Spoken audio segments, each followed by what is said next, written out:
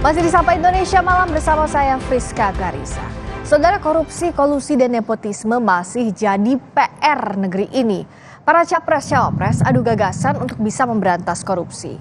Kita lihat dari data Indeks Persepsi Korupsi tahun 2020, Indonesia berada di peringkat 102 dari 190 negara.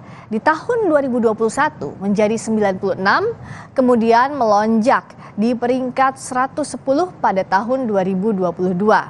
Di era kepemimpinan Presiden Joko Widodo ada 6 menteri yang terjerat korupsi. Tahun 2018, Idrus Marham, mantan Menteri Sosial, terjerat kasus suap PLTU Riau I. Kemudian di 2019, Imam Nahrawi, Menteri Pemuda dan Olahraga, terjerat suap dana hibah KONI dan berbagai gratifikasi. Lalu di tahun 2020 ada Edi Prabowo, Menteri Kelautan dan Perikanan yang pada saat itu terjerat kasus suap izin budidaya dan ekspor benih lobster. Lalu tahun 2020 ada Juliari Batubara, Menteri Sosial pada saat itu yang terjerat kasus suap pengadaan paket bansos COVID-19 di Jabodetabek. Dan di tahun ini saudara, ada 2 menteri, Johnny G. Plate, mantan Menkominfo yang terjerat kasus korupsi pengadaan BTS 4G, dan Syahrul Yassin Limpo, mantan Mentan yang terjerat kasus dugaan korupsi Kementan. Lalu bagaimana para capres-cawapres merealisasikan janji-janjinya untuk memberantas korupsi? Kita bahas setelah yang berikut ini.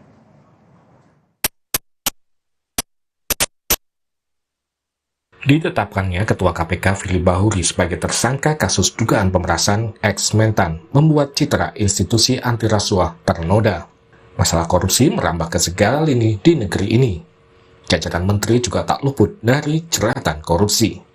Di era kepemimpinan Presiden Joko Widodo, ada 6 menteri yang terjerat kasus korupsi. Tahun 2018, Menteri Sosial Idrus Marham terjerat kasus suap PLTU Riau I. Kemudian di tahun 2019, Imam Nahrawi, Menteri Pemuda dan Olahraga, terjerat suap dana hibah KONI dan berbagai gratifikasi. Lalu di tahun 2020, ada Menteri Kelautan dan Perikanan Edi Prabowo yang terjerat kasus suap izin budidaya dan ekspor benih lobster. Tahun 2020, Menteri Sosial Juliari Batubara terjerat kasus suap pengadaan paket bansos COVID-19 di Jabodetabek. Dan di tahun ini ada 2 menteri, yaitu Menteri Komunikasi dan Informatika Johnny G. Plate yang terjerat kasus korupsi pengadaan BTS 4G dan Menteri Pertanian Syahrul Yassin Limpo yang terjerat kasus dugaan korupsi Kementan. Narasi pemberantasan korupsi juga masuk dalam visi misi ketiga calon presiden dan wakil presiden mendatang. Calon presiden nomor urut 1 Anies Baswedan menekankan pentingnya pemberantasan korupsi tanpa tebang pilih. Penegakan hukum untuk menghadirkan rasa keadilan. Jadi aturan hukum ditegakkan, tidak tebang pilih, tujuannya menghadirkan rasa keadilan. Itu yang penting dijaga, itu yang penting dilakukan, dan menjaga marwah lembaga pemberantasan korupsi. Karena Komisi Pemberantasan Korupsi ini adalah komisi yang seharusnya bisa menjadi contoh.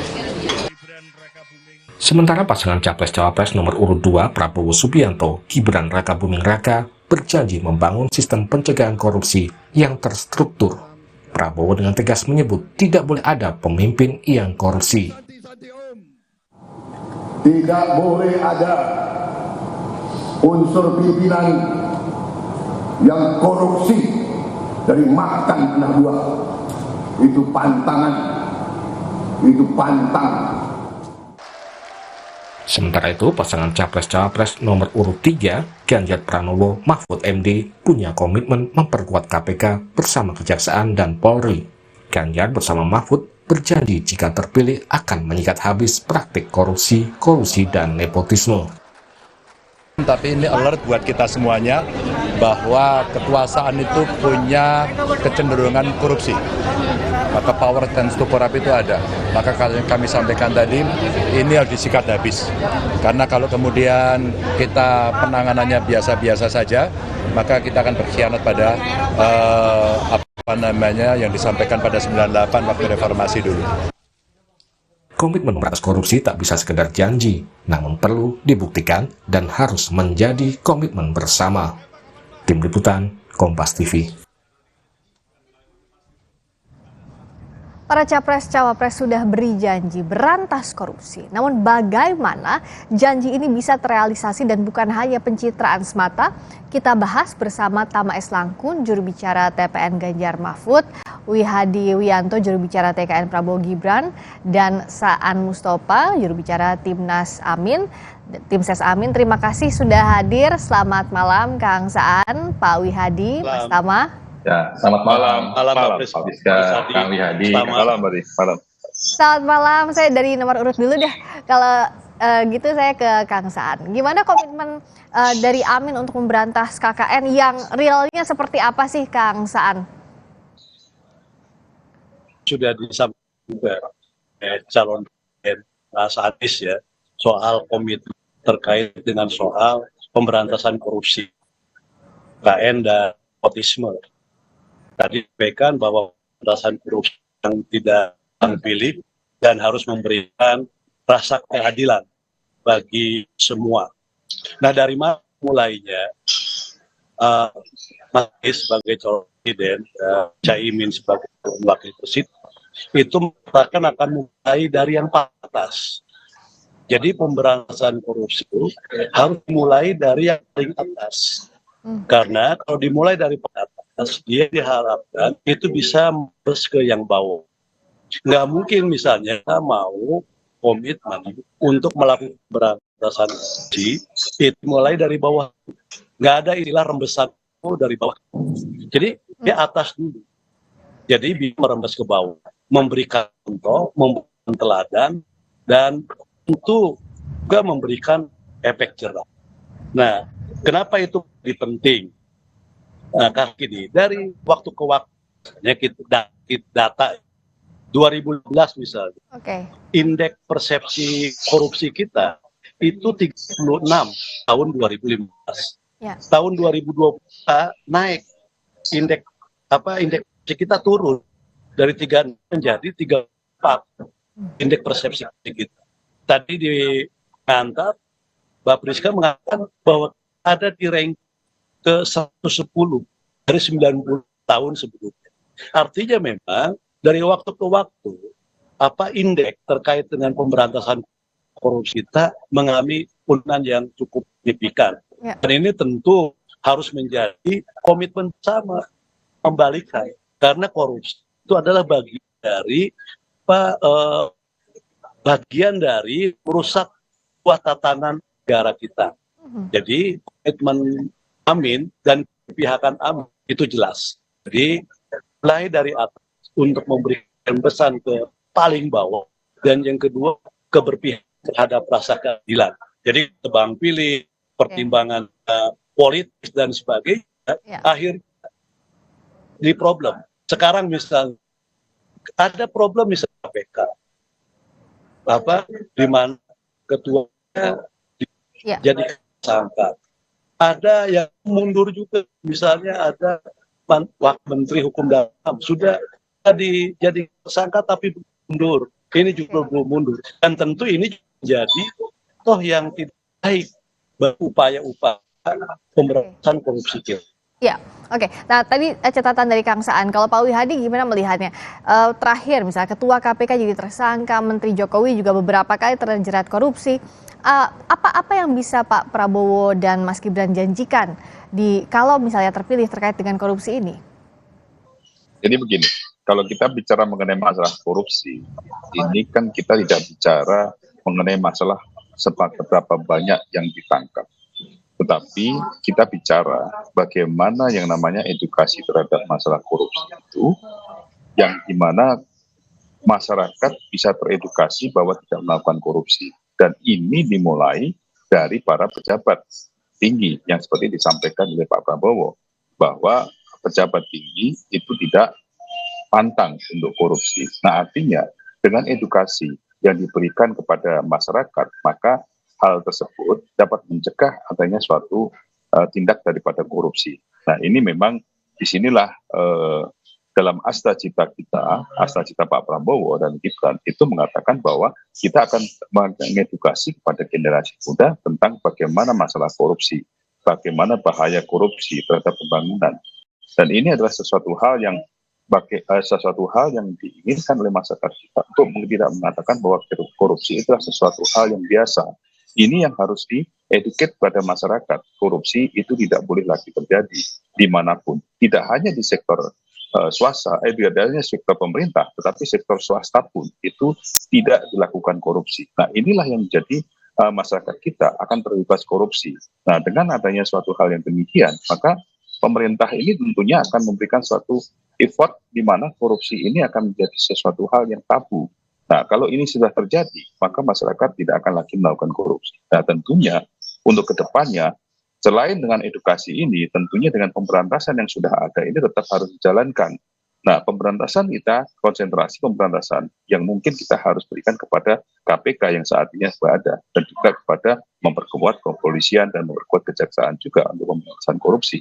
Nah, saya kira hal tersebut menjadi sesuatu hal yang kita lihat bahwa apa yang menjadi kekuatan daripada penegakan hukum, tentunya itu akan menjadi kekuatan untuk saat ini, untuk short term-nya ini, tetapi edukasi ini akan terus berjalan.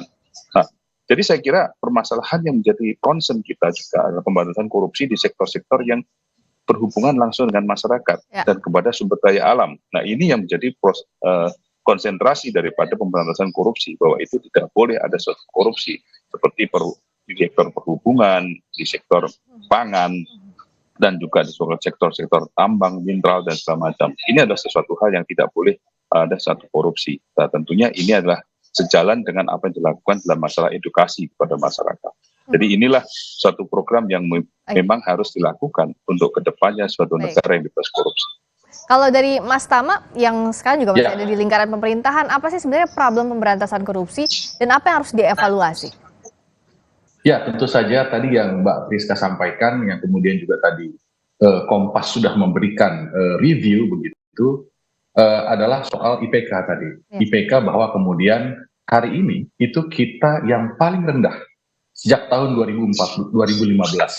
Nah, apa kata review-review terkait dengan pelaksanaan UNCIC atau Konvensi PBB melawan korupsi?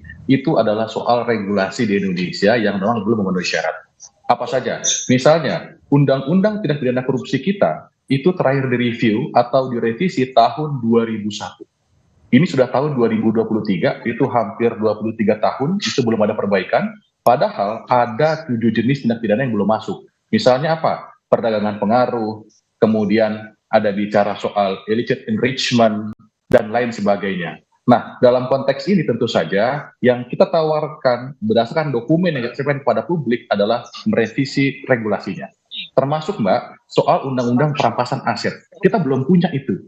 Dan padahal kita sudah membutuhkan dan sangat urgent. Nah, ini yang kemudian akan jadi PR-PR, pekerjaan rumah di pemerintahan sekarang yang belum selesai dan akan kita tuntaskan. Itu sudah kita sampaikan dalam visi misi. Itu yang pertama. Yang kedua, tentu saja kita bicara soal fenomena yang hari ini terjadi. Ada KPK yang kemudian pimpinannya menjadi tersangka, dan tentu saja ini akan membuat nilai itu menjadi semakin rendah dan kemudian semakin merosot. Dan tentu saja kita berharap dalam konteks yang nomor 2 tadi adalah membangun sinergitas antar lembaga penegak hukum. Ada kepolisian, kejaksaan, KPK, yang tentu saja kita butuh data yang terintegrasi. Dan yang paling penting adalah kita harus pastikan orang-orang yang mengisi di posisi penegak hukum itu harus orang-orang yang punya integritas dan tidak punya rekam jejak yang jelek. Kenapa? Kalau dia punya rekam jejak yang jelek, tentu saja akan menjadi sandera. Dan peristiwa-peristiwa seperti ini itu akan terulang kembali. Dan kemudian tidak mungkin kita bicara soal pencegahan kalau kemudian aktor-aktor yang memberantas korupsi ini masih memiliki catatan. Mungkin itu, Mbak Priska. Nah, kita bicara soal tadi salah satu, saya ambil sampelnya soal nepotisme. Bagaimana emang untuk mencegah nepotisme ini dalam praktiknya ternyata susah dalam mengisi jabatan dan sebagainya, dari mulai Kang Saan. Ya, begini ya. DPR juga pernah berupaya ya untuk mencegah terkait dengan praktek nepotisme. Tapi terbentuk pertama tentu dengan alasan hak asasi manusia. Yang kedua, dalam konteks demokrasi, siapa memiliki hak untuk dipilih dan memilih. Jadi punya hak untuk dipilih dalam demokrasi. Yang kedua, hak untuk dipilih juga terkait dengan soal hak asasi manusia.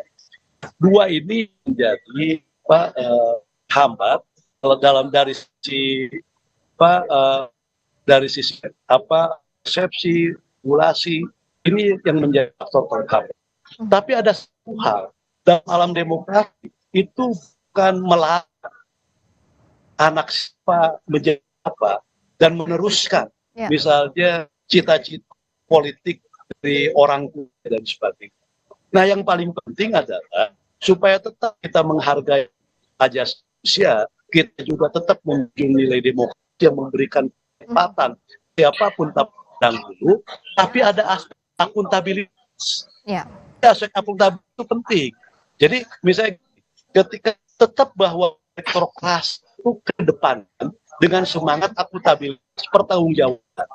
Jadi dia sebagai seorang anak pejabat, politisi, anak presiden, anak istri nur, istri bupati, anak presiden, bahkan tapi pertanggungjawab dalam sisi kepantasan dan sebagainya tepat atau tidak. Nah, ini juga harus mulai dari apa?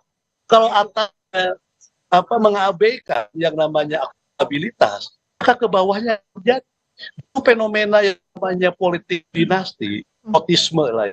Itu kan tadi di level kepala daerah, bupati, terus gubernur. Maka inisiatif DPR buat undang-undang yang ada jeda bagi keluarga dari itu. Tapi kan oleh konstitusi dibuat karena bertentangan dengan hak asasi manusia, bertentangan dengan sangat demokrasi yang semua memiliki hak yang sama. Dan kita hormat. Tapi lagi prinsip akuntabilitas, transparansi, profesionalisme itu menjadi yang menurut saya dalam perkembangan di tengah pertentangan antara asasi dan ruang demokrasi. Baik, jadi ada hak asasi, ruang demokrasi, tapi tidak boleh ada nepotisme di dalamnya. Kalau dari Pak Wihadi, seperti apa mencegah praktik nepotisme ini? Saya kira kalau kita bicara nepotisme, kita harus lihat konteksnya nepotisme itu untuk apa. Kalau kita lihat dari paling bawah saja, yang namanya kades. Kades itu pada saat dia menjabat, itu keluarganya juga nanti bisa menjabat karena dia memang ada pemilihan langsung. Ini kan bicara mengenai masalah siapa yang memilih rakyat, artinya pilihan rakyat. Nah, kita harus lihat konteksnya. Nepotisme ini gimana? Konteks nepotisme apakah dengan korupsi ataukah dengan acara dengan politik dinasti? Ini yang kita mesti harus pisahkan dulu, ya kan?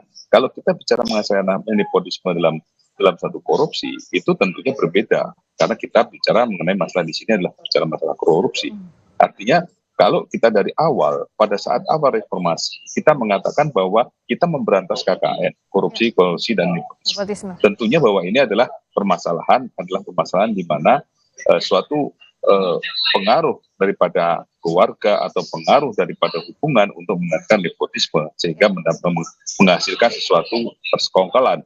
Nah, ini kan yang terjadi dalam masalah korupsi. Nah, ini konteks yang berbeda antara permasalahan di mana kita bicara nepotisme dengan dikaitkan dengan politik dinasti yang saya sampaikan kekuasaan, atau kita bicara dengan politik yang bicara dengan masalah korupsi, gitu kan? Jadi kalau korupsi kita jelas bahwa nepotisme itu bisa menghasilkan sesuatu yang muaranya nanti akan menjadi suatu korupsi, karena ini bagaimanapun juga menjadi sesuatu hal yang bisa terjadi. Dan ini pun saya kira nepotisme tidak hanya terjadi dalam kalangan pemerintah, kalangan swasta pun bisa terjadi masalah nepotisme ini. Dan itu sangat menjadi sesuatu hal yang kita lihat sehari-hari di kalangan swasta pun terjadi hal-hal yang nepotisme itu. Nah, jadi ini sesuatu hal yang harus kita lihat konteksnya pelan-pelan, di mana kita harus melihatnya, apakah ini menjadi sesuatu hal yang memang ada aturan apa yang menjadikan bahwa ini tidak boleh dilakukan. Jadi ini saya kira jelas bahwa kita melihat bahwa kita memang harus memberikan suatu sisi kita harus memberikan suatu aturan mengenai masalah nepotisme ini. Jadi saya kira ini adalah salah satu pandangan yang mesti harus kita clearkan permasalahan ini, di mana kita melihat daripada perspektifnya di mana. Ya, terakhir Mas Tama, boleh tolong ringkas juga soal Oke, terkait dengan nepotisme Mbak, saya mau coba melihat dari sisi bahwa pemberantasan korupsi itu sebetulnya bagian dari HAM, bagian dari penegakan HAM. Maka dari itu dia tidak bisa bertolak belakang. Kalau kemudian HAM, soal nepotisme, soal korupsi dia saling bertentangan, tentu ada yang salah dari cabang ilmu tersebut. Nah, poinnya apa? Poinnya adalah ketika kita bicara soal pelaksanaan atau mencegah upaya-upaya HAM, itu semua sebetulnya sudah digambarkan dalam regulasi-regulasi kita.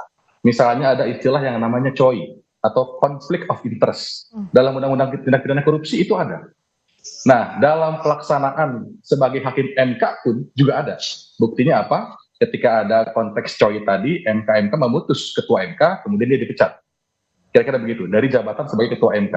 Nah, kemudian yang lain-lain soal conflict of interest tidak hanya bicara soal di dalam undang-undang korupsi saja. Dalam persaingan usaha pun juga dia ada. Makanya kemudian ada istilah persekongkolan tender vertikal maupun horizontal. Jadi soal nepotisme sebetulnya sudah banyak sekali batasan-batasan dari berbagai macam regulasi.